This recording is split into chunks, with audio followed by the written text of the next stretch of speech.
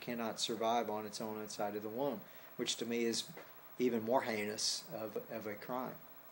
Something that I'm spending much of my life, as are many others, speaking out against that injustice for people who are, these infant babies who never have a voice or never, allowed to and can't speak for themselves.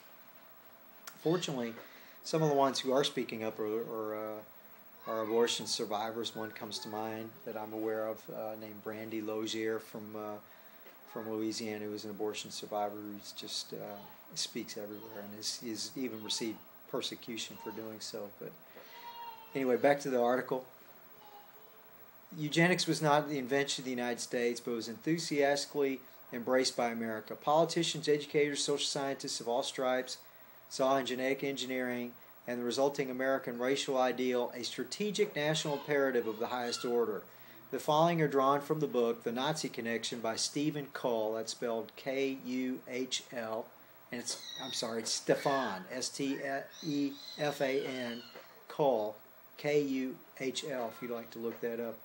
In his inaugural address, Woodrow Wilson said, "The whole nation has awakened to and recognizes the extraordinary importance of the science of human heredity, or eugenics, as well as its application to the ennoblement of the human family." Theodore Roosevelt expressed that the fear of inferior, and these inferiors in quotes, segments of the population were gaining power. Steps taken to control the danger to humanity's ennoblement to ensure that the inferior would not gain power, at least in the early years, included legalization of the involuntary sterilization of the, in quotes, unfit, and laws, and I quote here, that prohibited marriage and sexual intercourse between blacks and whites.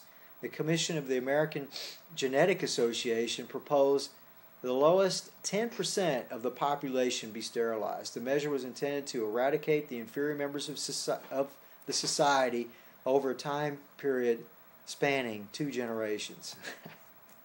And I'm laughing just because it's horrendously evil.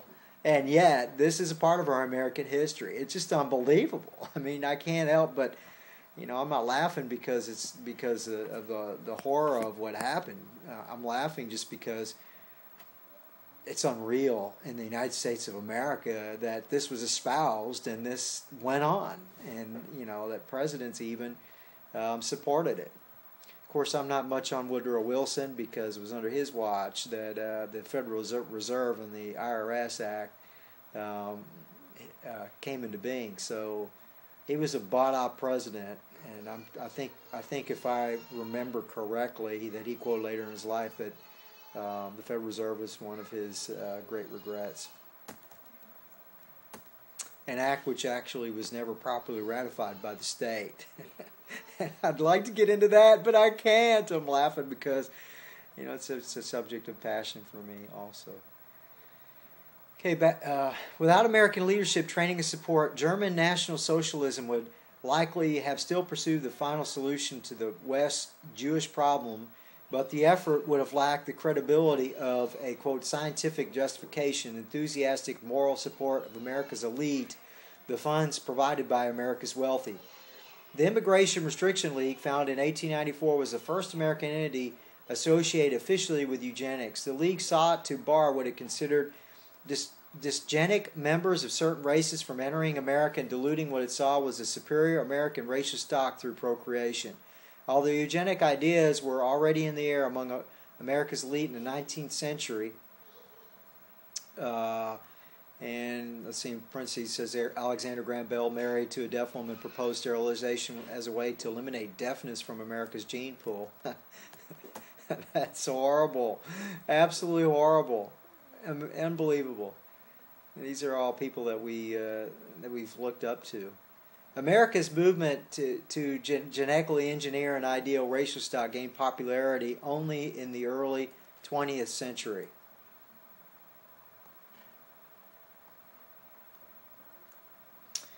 In 1904, the Carnegie Institution created a laboratory complex on Long Island dedicated to eugenics research. Carnegie's generosity was soon matched by other far-sighted philanthropies such as the Harriman Railroad fortune, and the Rockefeller Foundation. The Rockefeller Foundation helped found the German eugenics program and even funded the program that Joseph Mengele worked in before he went to Auschwitz. But this is getting ahead of our story. Before describing how American eugenics was applied to social engineering in the years before Nazism, it is instructive to acknowledge some of its more prominent supporters. And boy, here we get into all these big-name financiers in the United States. A short list of the founders of the American Eugenics Society, established in 1922, includes J.P. Morgan of U.S. Steel, Miss E.B. Scripps of Scripps Howard and United Press International, John H. Kellogg of cereal fame, and Margaret Sanger of Planned Parenthood. So you see right here, Planned Parenthood is this is a direct offshoot, or really just a direct connection with the eugenics movement. And people would wake up and realize that they're voluntarily submitting themselves through these abortions and going to Planned Parenthood clinics and so forth to get one. They are voluntarily lending themselves to the eugenics movement, and that was the goal that Margaret Sanger had as evidence here in the fact of her association. And possibly that could be another video there. So we'll just go on here. Margaret Sanger, eugenicist. Not a virtuous, noble person. Not at all. Nearly all educational institutions from Ivy League to local colleges promoted eugenics as a positive model to improving the national gene pool. Positive change, according to the model, would be achieved through encouraging the higher class of society to reproduce offspring. So in other words, the elites, the higher people, they were fit and they were the ones who should do the procreating.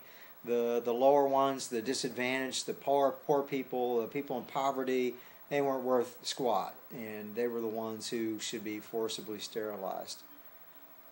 One reason euthanasia or negative eugenics was proposed as a national project, was in fact utilized by some physicians and hospital administrators, but never became, as in Germany, a national program of race improvement. One reason advanced was that Germany's public and overuse of euthanasia made it unattractive outside of Europe. The unfit defined among the so-called genetic traits to be eliminated from the national Aryan gene pool was deafness, blindness, insanity, criminal tendencies, and laziness. Schizophrenia, bipolar disorder, and depression, mental illness in general, was also slated for elimination. Some races would be allowed to survive in segregated reservations, but sexual intercourse or intermarriage called and it's a little hard to pronounce, miscegenation, maybe that's hopefully right, would be illegal and carry severe penalties. But restrictions on racial intercourse was not unique to eugenics. Its history as practiced by many states went back to the American colonies. In 1907, Indiana became the first of more than 30 states to adopt legislation aimed at compulsory sterilization of certain individuals. Although the law was overturned by the Indiana Supreme Court in 1921, thank God, the U.S. Supreme Court upheld the constitutionality of a Virginia law allowing for the compulsory sterilization of patients of state mental institutions in 1927. Eventually, 33 states would adopt laws backed by the U.S. Supreme Court providing for involuntary sterilization, resulting in more than 60,000 by mid-century. The last legal forced sterilization in the United States was performed 36 years later in Oregon in 1981. Oh my gosh. Not too far removed. That was in my lifetime, 1981.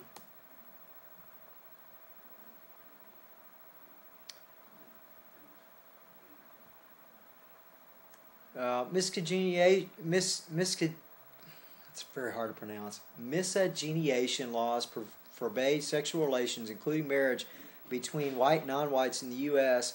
from the earliest colonial days until as recent as the year 2000. Penalties varied from state to state and could involve a fine up to $2,000 and or prison terms of up to 10 years. But often offenders did not face justice in court, but the end of a rope or worse. In mid-20th century, approximately 30 states still had laws regarding